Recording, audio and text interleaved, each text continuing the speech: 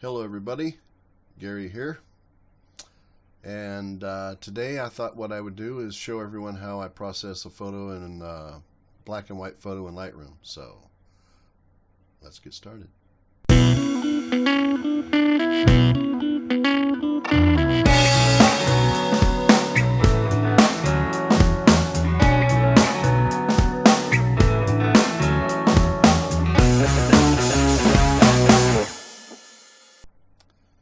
Alright, the first thing that I do is I make sure I'm shooting in RAW. We'll import it into Lightroom, and I've already have mine imported. And let's get moving. So what I have envisioned for this photo is the effect that a person would get if they were shooting film, black and white, and put a red filter on their lens. It will make the blue sky darker. So it's really easy to do in Lightroom, but there's a couple things I want to do here first before we go, and I do this to every one of my photos. I go over to the adjustment panel on the right hand side, and I hit the lens correction module, and you'll see in here under Profile, remove chromatic aberration and enable profile correction. Okay, so enable profile correction is something that's sometimes works, sometimes doesn't. Most of the time it does. Typically you'll do some barrel distortion and correction and maybe some vignetting, remove some vignetting. So alright, now that we've got that out of the way, we'll go up here to our basic panel, and I want to point out over here we have our HSL module, and the HSL module allows us to adjust the hue, saturation, and luminance when we're adjusting a color photograph. But today we're dealing with black and white. So right up here you'll see where it says treatment, color or black and white. We're going to click on black and white. Okay. Alright, we're done. Nah, I'm just kidding. It's never that easy. Actually, it's a lot more fun. So let's get working on our sky. So right down here you'll notice the HSL module turned to B and W. B and W, not BMW. And if you look over here, we have a blue slider. Now if we had a scene that was very colorful, we could take and adjust the brightness of the scene according to the color that's in the scene. So in other words, if we had a green grassy area here, we had dandelions through it, and we converted this to black and white, we wanted to make the grass darker and we wanted to make the dandelions brighter, we would go over here, maybe make our greens darker, and we pull our yellows up. But today we only have one color that we're dealing with, and if we go back, switch it back to color again, you'll notice everything is blue. So except for what's white, right? So let's go back to black and white. HSL turns to B and W, and we're going to take our blue slider and we're going to pull it down. Before we do, let's pull it over to the right, and you'll notice that the sky will get brighter or lighter. See how that works? But today we're going to take it down. So sometimes people will look at the photographs that I've done this way and wonder if they're done at nighttime and maybe the moon is shining on them. So alright, we've pulled the sky down. Now we don't want to pull it down too far because we're going to do a little bit more adjustment to it here in a minute, but this gets us on our way. And if you pull it over all the way, you can just turn this completely dark right up here. So alright, you can double click on that, bring it down, and I want to bring it down about halfway. Okay, so as we got some cool snow blowing up off the mountain here, maybe we can preserve some of that. I'm not sure about the cloud. It may stay there, may not. So yeah, and I like these little trees down in the foreground. So let's now that we've done the blue sky, let's go back up here to the basic module, and I want to zoom in on this at probably 1:1 or so, and I want to just take a look at my highlights, and I want to bring my highlights down. Alright, what that's going to do is it's going to keep the highlights from being blown out. Hopefully by the time I get through here, we'll still have the definition in the ice that's up on the rocks, and the definition in the snow and stuff. We don't really want it to be completely white, except for maybe little, little specks up here of white, that are just on hitting the sunshine, I guess you might say. But all right, so we brought our highlights down, and so the next thing I want to do is I want to come over here where our whites are and our blacks. Now what I want to show you here is I want to have you guys push down on the Alt or Option key, and we're going to do is pull this black slider down, and as we move the slider, the screen turns white. And you may see some definition according, or some sort of definition of some sort in the white, depending on your scene or the scene that you're processing. Blah, blah, blah. All right, so what I'm going to do is I'm bringing this down to where the blacks are just showing through this white.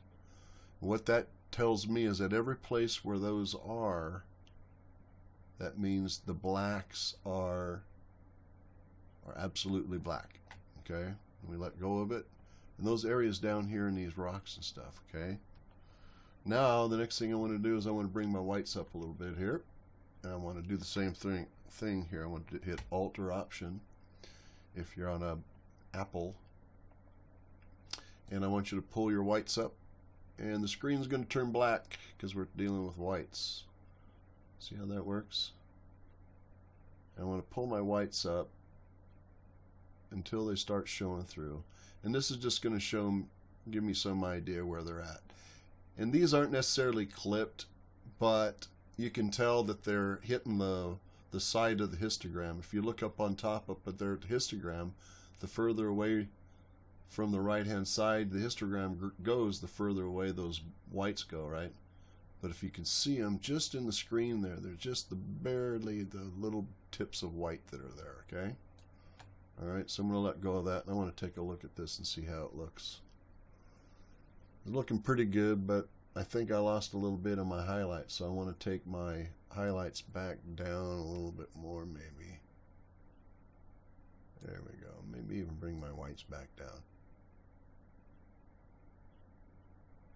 Yeah. And I keep an eye on the histogram up here too, because this will tell you if you're getting too bright or if you're getting too dark. The left hand side is going to be your blacks, and there's little arrows you can click up here, or you can even hover over. And if you look on my screen, see the little blue areas down there?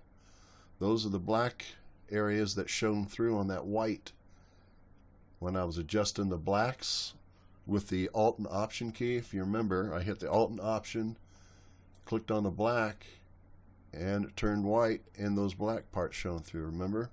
So now if we let go of that, we hover over this little arrow up here, turns blue. Now conversely, if we go over here to the right side, but because we really didn't clip them over here, let's bring those whites up again. All right, let's bring them up. Hit Alt, Option, hit the white slider. Let's bring the whites up. See, I brought the highlights back down again because I felt that they were just too white and too broad of an area, or patches of area on the summit of the mountain. All right, so now we know we've got these darn things over here. If we hover over the little right arrow over here, you see how it turns red. Okay, that's the area that's like washed out white. It's pretty darn white. So what you want to do if you want to use these colors is click on that. It'll stay on. Now I've had people ask me, hey man, I don't know what I've done, but it's like I got these red or blue blotches on my pictures now, and I don't know what to do. And so all you got to do is go up here and then click it off again, and it'll go away. All right, see how that works? And then you can click the shadows. It'll stay on too. Unclick it, it'll go away. Or, like I said, you can hover over it. See, that gives you an idea where your whites and your blacks are. All right, we kind of want to go from the whole broad spectrum from completely black in very small areas through the grayscale up here to give you this. See the texture of the rolling hills under the snow here, and all these shadows down through here. These are all midtones. They're going to be represented up through here on the histogram. And then you go all the way up here to white ones, all right? So now we over adjusted this, so if we hit Control Z, we should be able to do white. Back again. Let's go back to, or we can do our history deal over here if we wanted to, but we only went back 2, so we're good, I believe.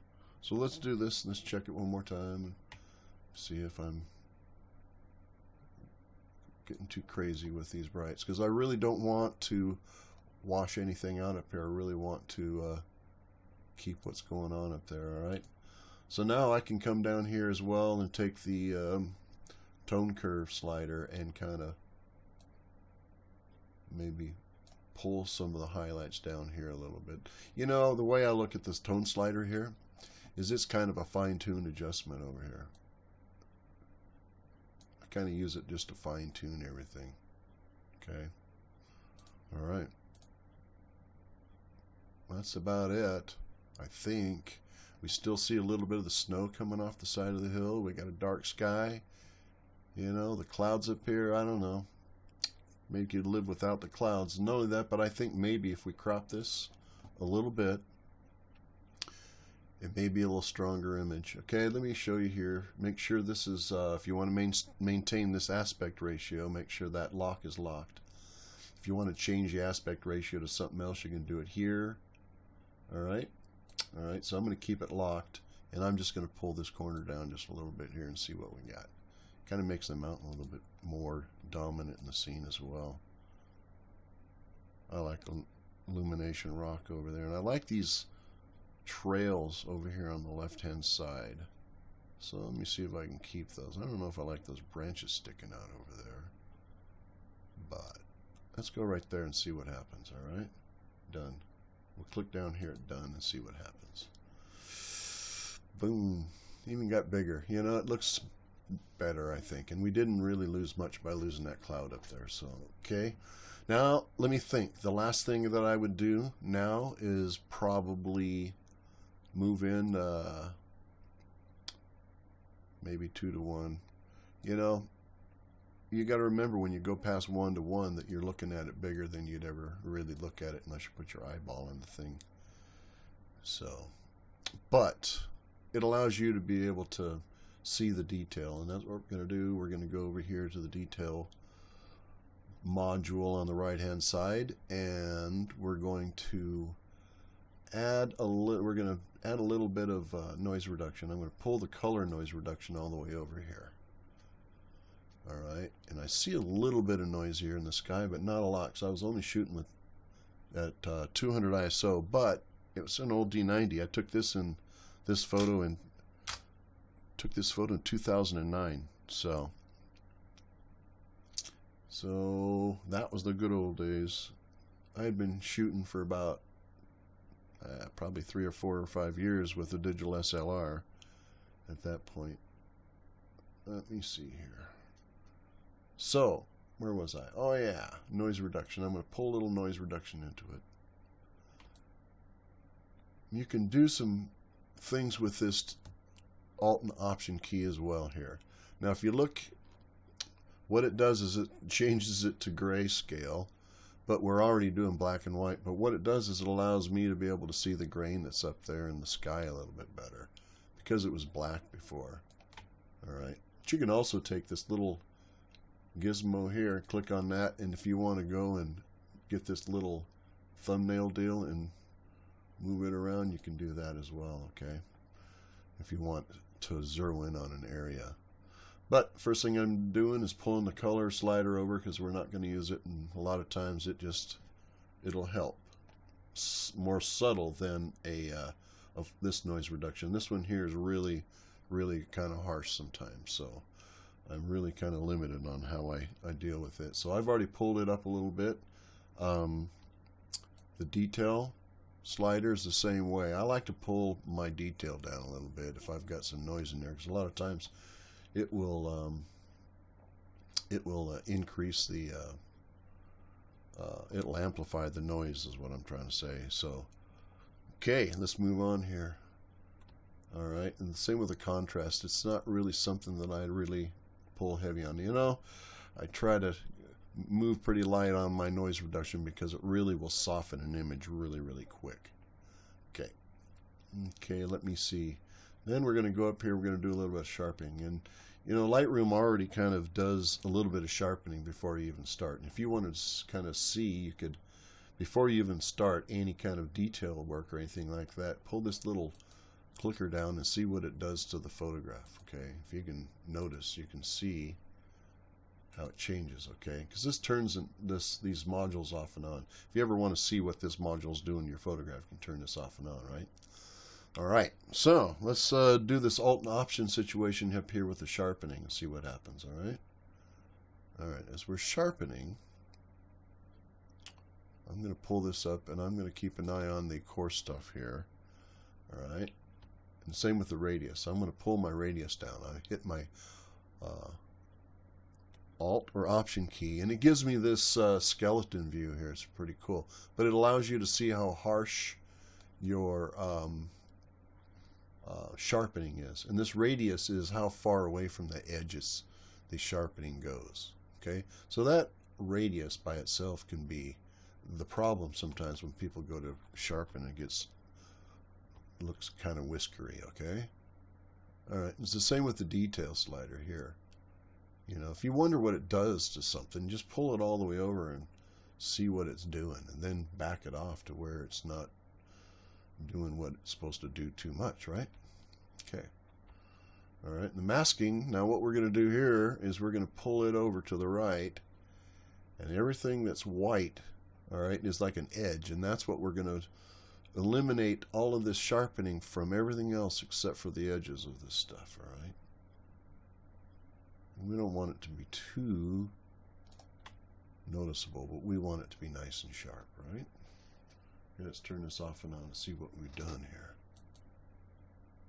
Oh boy. Yeah, it looks a lot better. You know, I think we can probably turn this radius up a little bit too, maybe. See what it looks like. All right, sweet. I think that looks pretty darn good. All right, let's click back out on it and see what we've got. Let's see what our histogram looks like up here. All right, and I think we're looking pretty darn good. See if I can pull a little juice out of those shadows again a little bit there. Maybe, yeah.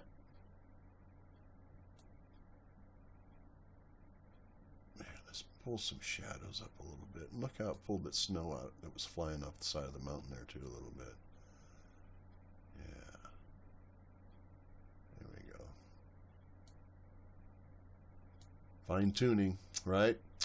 Let's just give our shadow a little boost here, and maybe our highlight a little bit of boost, or maybe pull our complete highlights down, and maybe give our lights just a little boost there.